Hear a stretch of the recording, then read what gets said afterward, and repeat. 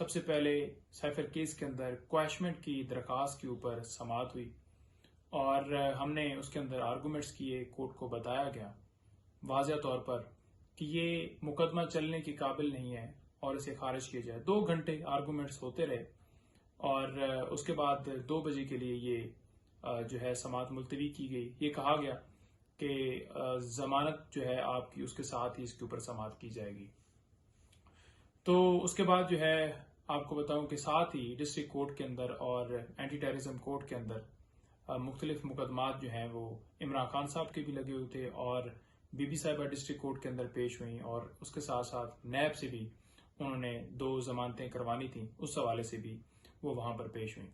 तो इमरान खान साहब के ऊपर जो केसेस दर्ज थे, कल भी आपको बताया कि ज्यादातर जो रोल है उनमें ईमा का है, जी दफा 144 की खिलाफ वर्जी हुई या इमरान खान की ईमा के ऊपर ये तोड़ फोड़ हुई, जलाओ घिराव हुआ, जुडिशल कम्प्लेक्स के ऊपर हमला हुआ और इसी तरह के इसी नोईर के वो केसेस वो चल रहे थे। तो उनमें इमरान खान साहब की जो जमानतें हैं वो इस बुनियाद के ऊपर खारिज हुई कि खान साहब अदालत में पेश नहीं हुए। आज दोबारा इस्तदा की है कि ये जमानतें तो इस्लामाबाद हाई कोर्ट ने बहाल कर दी, तो इमरान खान साहब को प्रोड्यूस किया जाए और ये इंतजामिया का काम है कि वो सिक्योरिटी प्रोवाइड करें और इमरान खान साहब को जो है अदालत में पेश किया जाए। जब उनके ऊपर वजीराबाद में हमला हुआ, उनके ऊपर जुडिशल कम्प्लेक्स के जब पेशी थी उनकी, उस वक्त जो हमला हुआ और उसके साथ साथ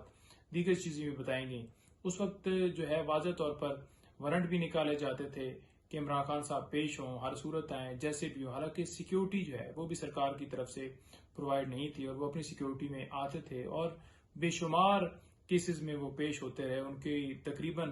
यानी कि लास्ट अगर 2-3 महीने देखे जाए तो 200 के करीब उनकी पेशियां होंगी मुख्तलिफ मुकदमात में और इससे भी ज्यादा की जा सकती हैं क्योंकि इतने ज्यादा मुकदमात उनके ऊपर बनाया गया कि आए रोज पेश होना पड़ता था और 10, 15, 20, 25 ये रफ्तार रहती थी। तो लिहाजा उनको जो है उस वक्त जबरदस्ती मजबूर किया गया और वो पेश भी होते रहे। तो अब जो है उनको एक बहाना बनाया जा रहा है तो सरकार सिक्योरिटी प्रोवाइड करे, तो लिहाजा उसके ऊपर हमने सदा की है। अब देखते हैं कि अदालत क्या कहती है। रिकॉर्ड जो है वो डिस्ट्रिक्ट कोर्ट के अंदर जो है नहीं आया हुआ था और एक आ गया कि रिकॉर्ड लाया जाए, तो खैर उसके अंदर डेट जो है वो अर्जन हो गई है और उसके साथ साथ एंटी टेररिज्म कोर्ट के अंदर भी इसी तरह से 3 जो है इमरान खान साहब की नहीं, ये टोटल 9 प्री अरेस्ट बेल्स थी जो आई लगी हुई थी उनकी। साथ साथ ये हुआ कि जो बीबी साहब हैं उनकी जो है वो एक तो बेल यहाँ पर लगी हुई थी डिस्ट्रिक्ट कोर्ट के अंदर, तोशाखाना केस के अंदर जेली रसीदों के हवाले से एक एफआईआर बोगस दर्ज हुई। आप ये देख लें कि तोशाखाना की कितनी प्रोसीडिंग चल रही है। एक नैब के अंदर है जी, एक वो इलेक्शन कमीशन ने जो है वो जो वहां पर जो है वो स्पीकर की तरफ से रेफरेंस भिजवाया गया था और कंप्लेंट फाइल हुई और खान साहब को सजा हुई। वो एक ये जेली रसीदों के हवाले से भी इमरान खान साहब के ऊपर, बीबी साहिबा के ऊपर ये मुकदमा दर्ज है। हालांकि कानून ये है कि कोई भी अगर एक्ट होता है क्रिमिनल तो उसके ऊपर एक एफआईआर दर्ज होगी, एक जो है केस होगा। ये नहीं होगा कि मुख्तलिफ जगहों पर एक ही जो केस है उसके रिलेटेड मुख्तलिफ केस बना दी जाए, मुख्तलिफ एफआईआर दर्ज कर दी जाए। तो खैर वो वहां पर पेश हुई और उसके साथ साथ उन्होंने 2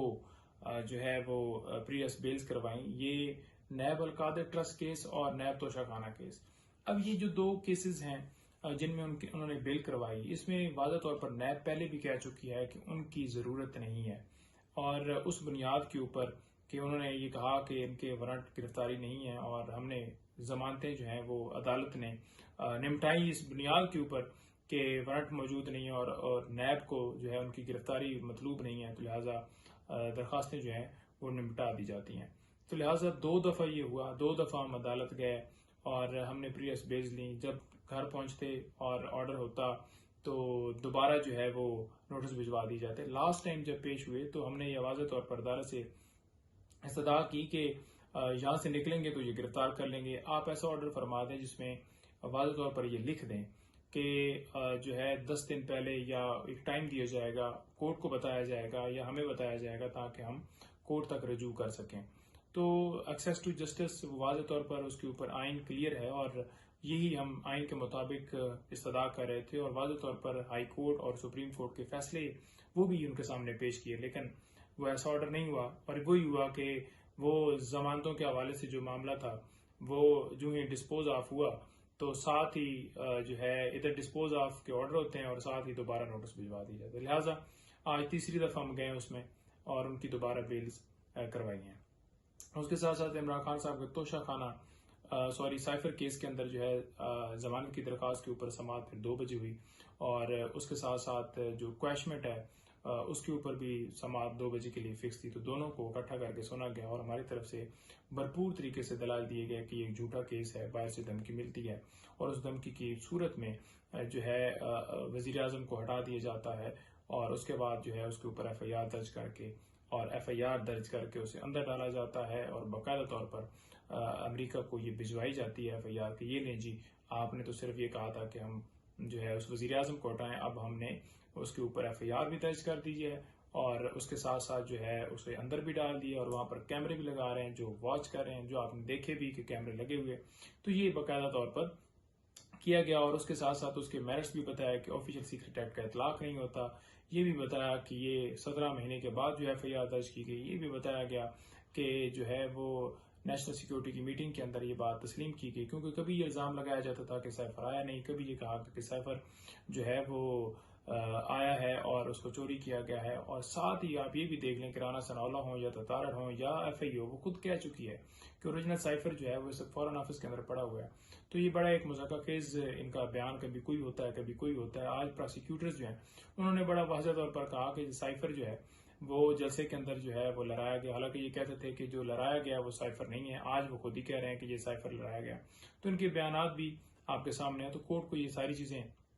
बाकायदा तौर पर बताई गई और उसके साथ साथ ये कहा गया कि ये जो FIR दर्ज हुई है उसके बाद ऑफिशियल सीक्रेट एक्ट के अंदर तरामीम की गई हैं और जिस वक्त ये वकूआ हुआ या जिस वक्त का ये जुर्म बनाते हैं उस वक्त जो है वो रिटेंशन के हवाले से, यानी कि साइफर को चोरी करने के हवाले से वो जुर्म जो है उस वक्त नहीं था और बाद में इस नए ऑफिशियल सीक्रेट एक्ट के तहत ही चलाया जा रहा है। और ऑफिशियल सीक्रेट एक्ट जो तरामीम की गई हैं उनको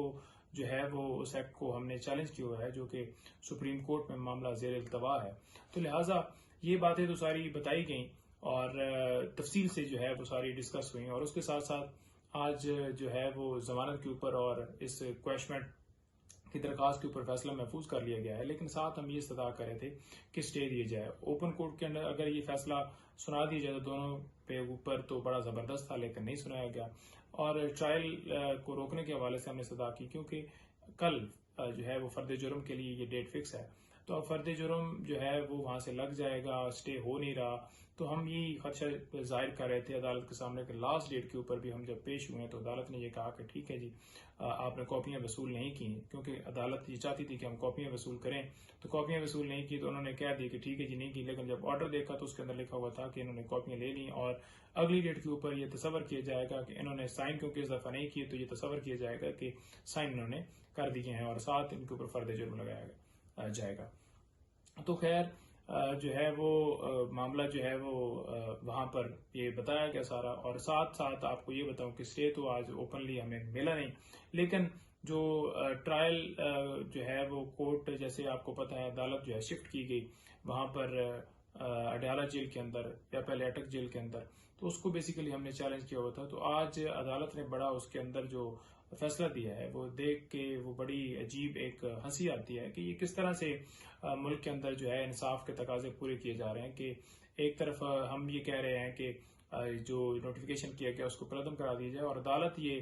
उसके अंदर जो है ऑब्जर्वेशन दे रही है कि कोई किसी तरह से हमें बदनीति नजर नहीं आती सरकार की तरफ से, क्योंकि सिक्योरिटी के खदशात तो ये खुद कहते थे। हम तो ये कहते थे सिक्योरिटी के खदशात हैं, लेकिन हमें क्यों फिर मजबूर किया गया? फिर जमान पार्क के अंदर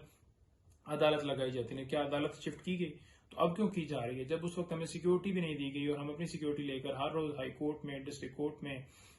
जो यानी कि जो जुडिशियल कम्प्लेक्स है वहां पर और लाहौर और हर जगह पर पेश होते रहे। तो फिर ये तो जो है वो यूं समझ लें कि सरकार को जो है आप इस फैसले के जरिए उनको एंडोर्स कर रहे हैं और उनकी जो है वो उनकी तस्दीक कर रहे हैं कि ठीक है जी हम भी आपके साथ हैं। तो लिहाजा अगर ये फैसला ही यही देना था तो ये पहले दे दिया जाता था कि हम इस्लामाबाद हाई कोर्ट से जो है जो फैसला होता हम ऊपर लेकर जाते, उसे चैलेंज करते हमें वो जो है लेट फैसला देकर और हमें इंसाफ ना देकर जो हमारा हक है और खान साहब को पेश ना करके, यानी कि इस डर किस चीज का है, क्यों इतनी जो है वो सीक्रेट तरीके से कार्रवाई चला जाए, फिर फैसला वैसे ही हाथ में लिख के दे दी जाए। डर सिर्फ एक है कि इमरान खान साहब बाहर आएंगे, उनकी तस्वीर जो है वो वायरल होगी, उस तस्वीर से डरते हैं।